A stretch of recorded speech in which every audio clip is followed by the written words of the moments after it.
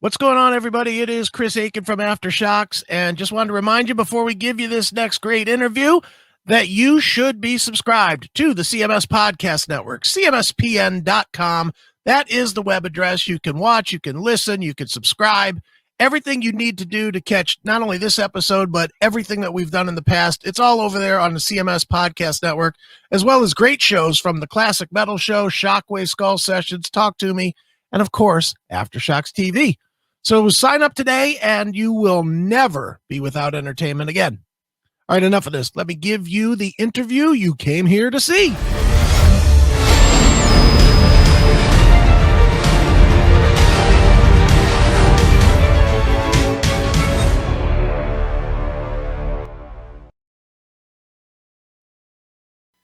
It is Aftershocks right here on AftershocksTV.com, and joining us today is a legend we're always happy to speak to. He's got a brand new release with his band, the Michael Schenker Group, MSG, called Immortal, and he is immortal himself. He is the one, the only Mr. Michael Schenker. Michael, how are you, sir?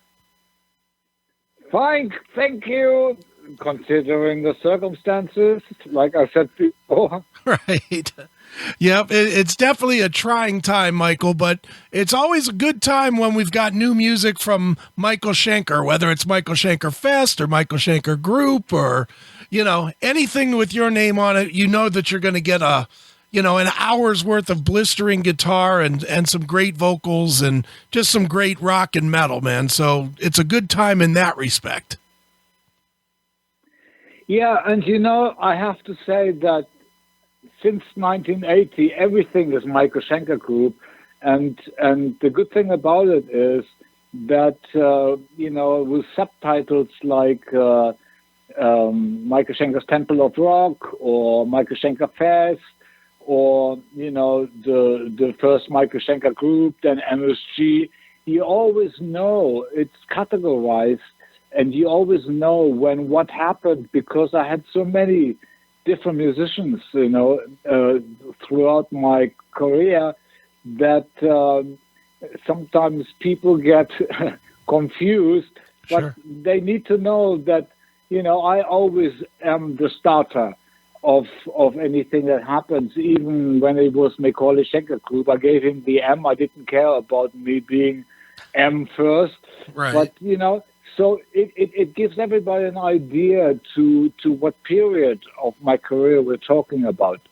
Certainly. So what was it then, Michael, that for Immortal that led you back to the moniker of Michael Schenker Group? Was it because with Michael Schenker Fest you used the singers that are most known for working for you, where this one you're trying new people, or what? No, it's like this. The first Michael Schenker Group, produced by Roger Glover, Deep Purple, and with Simon Phillips and Mo Foster from Jeff Beck. And then MSG, the next album, was with Cozy Powell and Paul Raymond and Chris Glenn, so on. And then, it carries on throughout the whole career. And so it's always Michael Schenker. Sure, definitely. Well, Michael, with the new release, Immortal, you've worked with a great collection of singers, as you always do, and this is no exception. I wanted to talk to you about working, first of all, with Ronnie Romero. I mean, he's obviously become the go-to vocalist for a lot of people, because he is such a rising star. How is it that you ended up working with him? That is his thing, Everybody who leaves Ritchie Blackmore joins Michael Schenker Group. and for some reason, Ritchie and I, we have such a parallel throughout all the years. Plus, it is just like from the beginning, like going to my first Michael Schenker Group album. I have Roger Glover from Deep Purple. Then I have Cozy Powell on MSG from Ritchie Blackmore.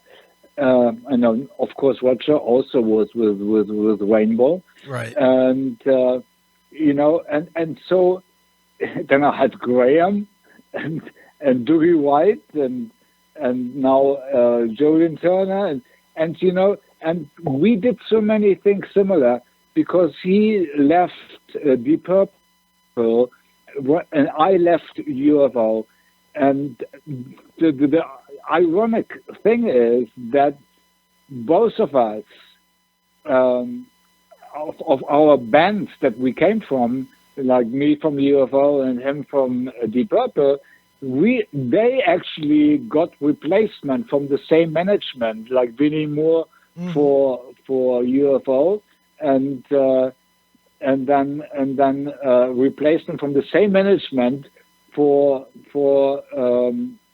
Deep Purple. Okay. And then Ritchie did, and then I did actually do the acoustic thing, and Ritchie started doing the acoustic thing, and it just went on and on. It's like, and the funny thing is, I am, for me, when I was 14, it was, Led Zeppelin, Deep Purple, Black Sabbath. That was the music. Sure. The metal, the hard driving, type of music that I use as a screen for pure self-expression for my lead guitar playing, which is my, that is what I love to do, put three notes together and create goose pimples. I go to the inner spring of infinite creativity and always create something new rather than following a trend. If anything, I actually created trends over the years. In the 80s, many musicians, guitarists, copied my guitar style and kind of trashed it because it was overexposed. But I'm always a step ahead because I always go back to the inner spring and create some freshness. And so, Ritchie, when he got Ronnie Romero for his last tour, I kind of understood what he was doing because I was always wondering, but Ronnie Romero is more of an impersonator, being able to sing like anybody. Sure. And he's so controlled and he's young and he is a professional. I mean, absolutely professional. I noticed that straight away when he was in the rehearsal studio with us. I mean, that guy is really in control. And so because Ritchie Blackmore's Rainbow was basically written by Russ Ballard, all the hits, that he had, and that he had to perform for his last show he did in London. He needed a singer that was able to sing like Ronnie James Dio, one of my favorite singers of all time. Sure. And then Graham Bonnet, and then Jolene Turner, and so I tell you, I can get into Ritchie Blackmore's mind, understanding what he was doing, because we are so similar. But it is just amazing that I eventually actually figured out why he did that, and it is suitable for me because I had so many singers in my 50 years that Sure. I know what Ritchie is doing, and that will also apply for me. Sure. Do you like the fact that you don't have like one singer that is directly identified to you? Do you like the ability to be able to do like you did here on Immortal, where you can have multiple singers and you can kind of find a singer that fits what you're writing instead of having to write to a singer's abilities? No, the whole thing is a long story. I don't know how much time we have, but it's everything that I do. I mean, I live in the now, and I'm a kid in a sandbox. Right. Just no competition. I don't look for comparison or anything. I just like 3 notes put together create goose pimples and go to the infinite well of creativity. And so it is always something that is very important for me to have my own vision, especially after I left UFO Strangers in the Night. They were peaking, would have been one of the biggest bands in the world. Scorpions, I helped them out with Love Drive to open up the America for them. I had a hit with Lights Out when I was 21 in 76. I ran away. I was scared that the music business wanted me to write, more hits. And I didn't want that. I had my own vision. So UFO and Scorpions, they were running for something. They were chasing something that I was not interested in. And my development actually finished by the time I finished Strangers in the Night and Love Drive. And then I had to go my own way. It was the only way. Sure. That makes sense. And so, yeah, go ahead. Yeah. So based on that, then I started my experimental years, and without trying to create something in particular. Well, actually, it was. I wanted to be low-key. I wanted a singer with a great voice, little ego, easy to work with, who would also join me in my sandbox right. and just have fun. And Gary Barton was the guy, Mm-hmm. And so that's how it started. But then Peter Mensch, the Metallica manager, I actually, and Cliff Bernstein, they wanted to make a big star out of me after they found out that I had left UFO and the Scorpions. And so it kind of didn't go exactly the way I wanted it straight away, because they wanted business. I mean, they sent me straight to Aerosmith.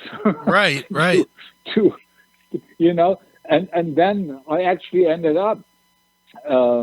There's so many different formations before the Michael Schenker Group started. Rush trying to help me, and the first idea of Peter Mensch. I actually lived with Peter Mensch for 2 years in his house, and he wanted to do big business. He actually introduced me to Matt Langer, and I said, I don't want to sound like AC/DC. So I actually declined so many big things that could have happened for me, that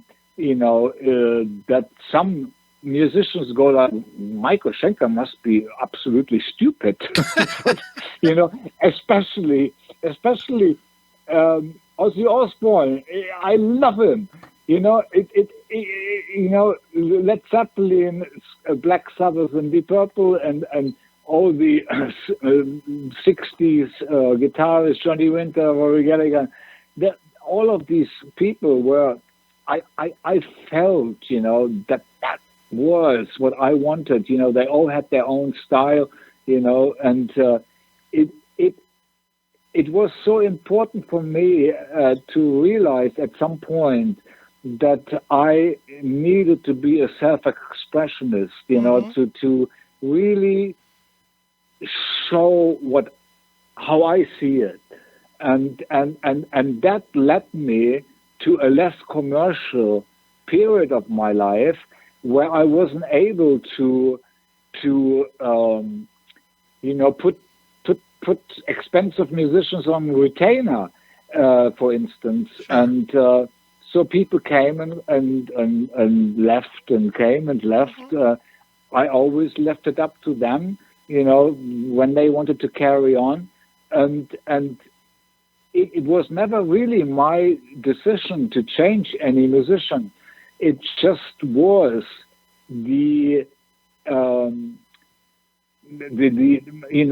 my own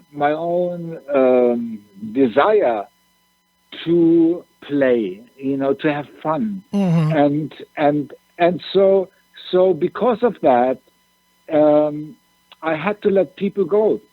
Sure. When they thought, they had to move on, and it was really rarely probably never my own decision to get rid of musicians in my band. Sure. What was it, Mensch, or was it somebody else that pushed you into doing, and maybe you just chose to do it, I don't know, but that led you to doing the Contraband supergroup project? Yeah, it was, Robin McCauley and I, we went to Los Angeles in '90, and we actually joined Doc McGee management, connected to Olaf Schroeter, who was with the Scorpions, the manager of Scorpions, etc. And so Robin and myself, we were kind of put on hold for 6 months because there was a period where we had to organize everything and put it all together. In the meantime, things kind of, I don't know the exact order anymore, but like, there was perfect timing. I think that was Doc McGee and Olaf Schroeter, and then we did Save Yourself.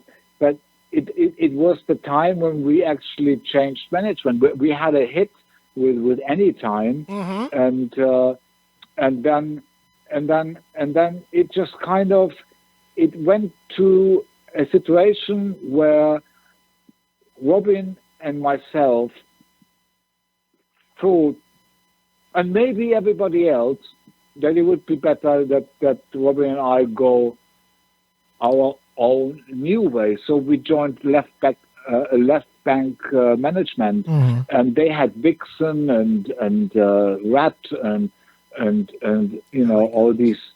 all these bands, and so they decided at that period when they were actually preparing for a new Michael Schenker Group album, that we had that period of, and so why sitting around?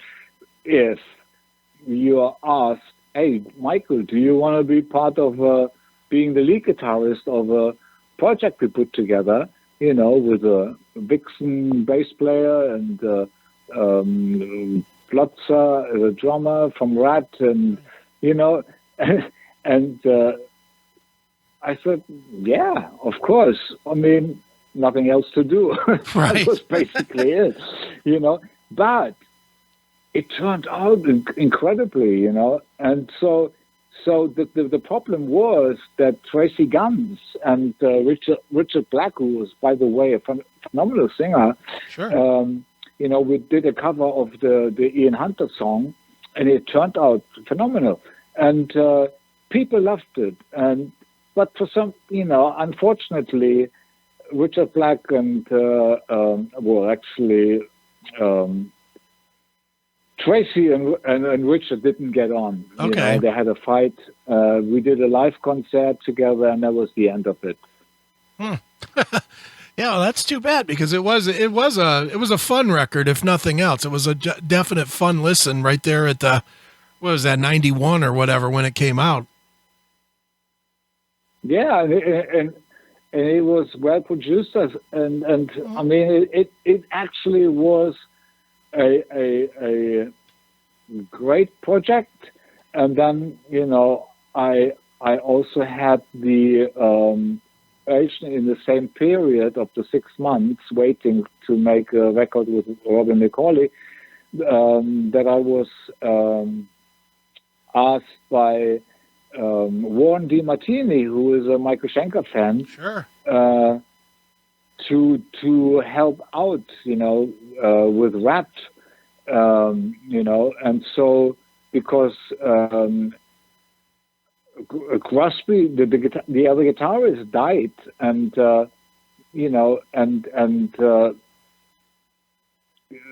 Warren said, Michael, I mean, he actually became a friend. Sure. He was a fan, but then he became a friend. We were living in Los Angeles together, and we had contact, and so he asked me, Michael, could you please do this? Replace, so we can put a tour together. And I said yes. And so that was another thing I did out of the blue. It was a very strange experience, I must say. Sure. Because Rat is a very complicated band.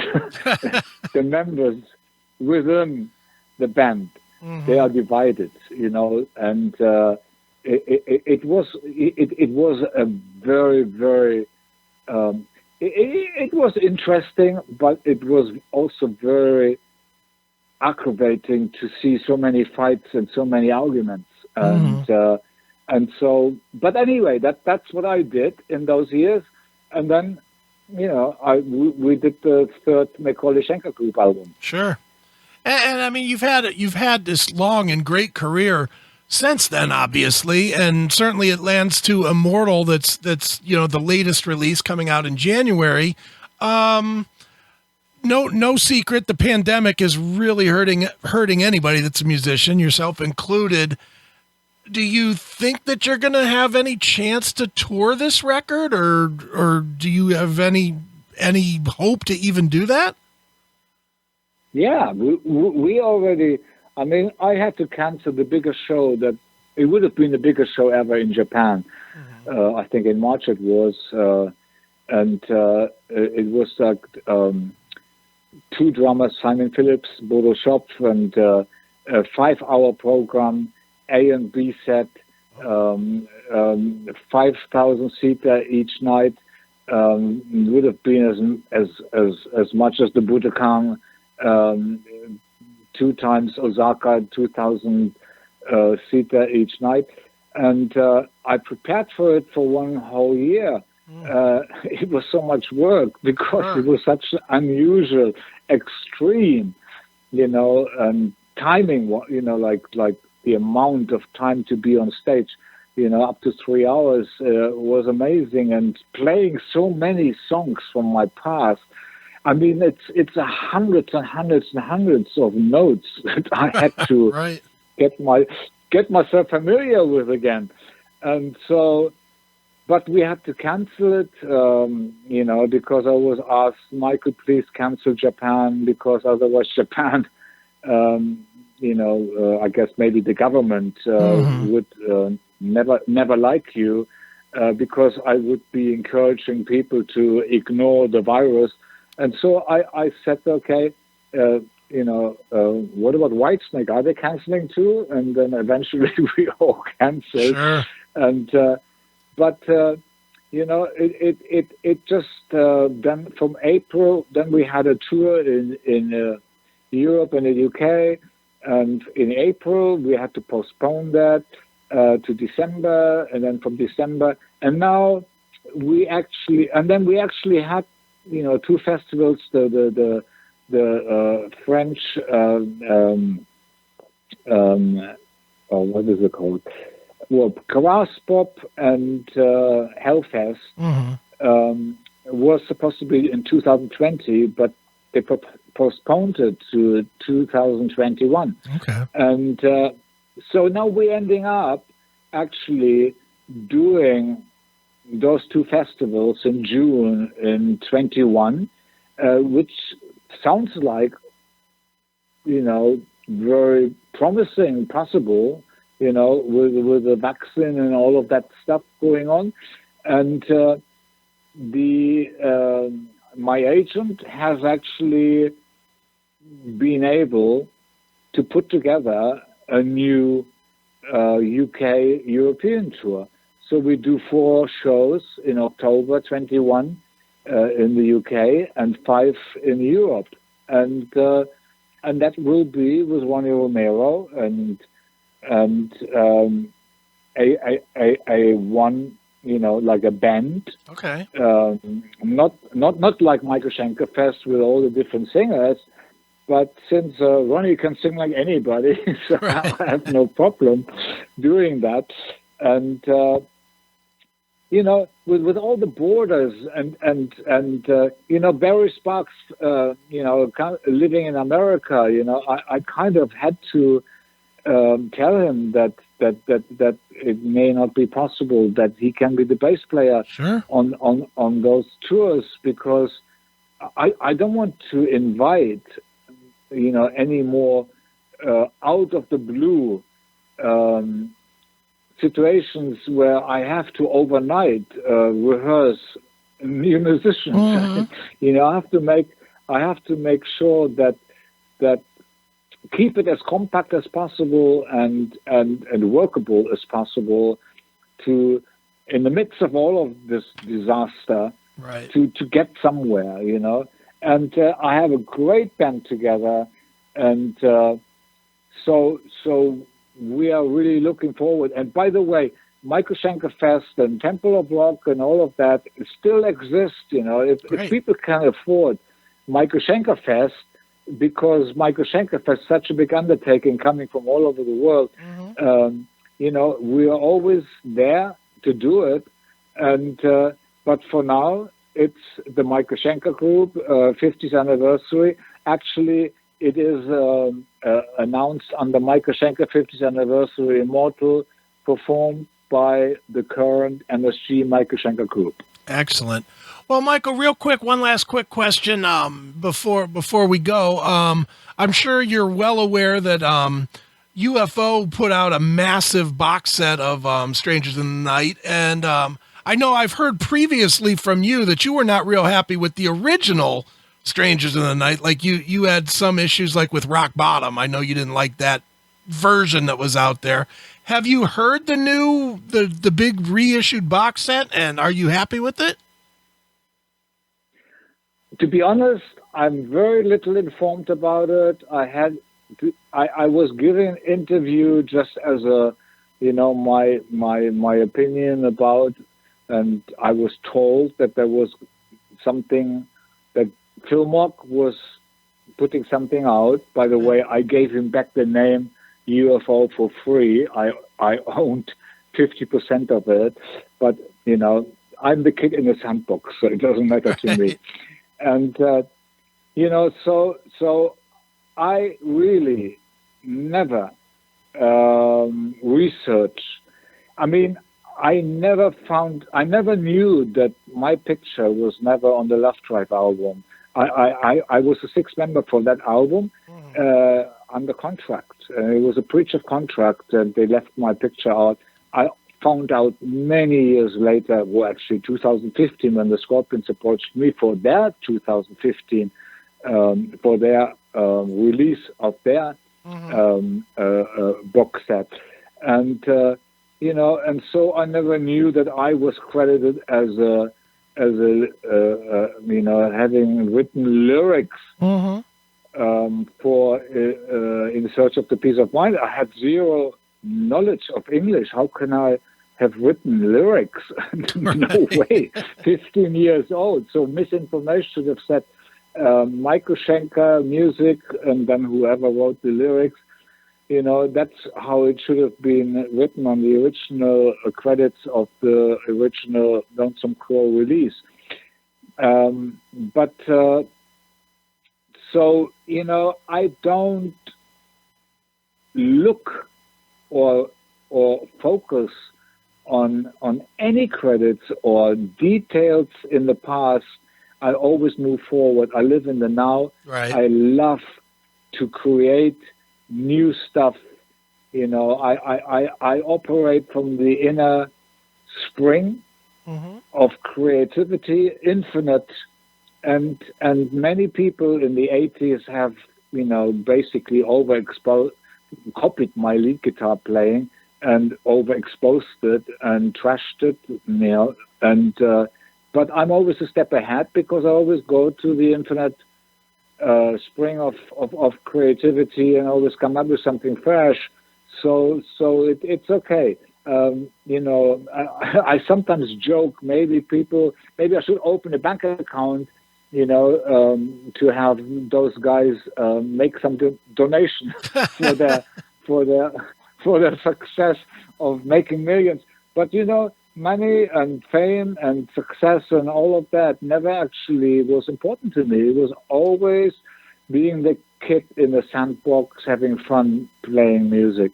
No doubt. Well, that kid in the sandbox has made a great new release. It's called Immortal. It is the Michael Schenker Group. And Michael, as always, man, it's a great pleasure to speak to you, right here on. Thanks for listening to Aftershocks. For more episodes, go to our website at www.aftershockspodcast.com. Visit us on our Facebook, Instagram, and Twitter pages for more news and information on the podcast. And be sure to subscribe, listen to, and review all episodes on YouTube, Spotify, Apple Podcasts, and all other podcast platforms. For your music listening pleasure, visit our website or go to www.shockwavesradio.com. For all comments and questions, please email us at info@aftershockspodcast.com.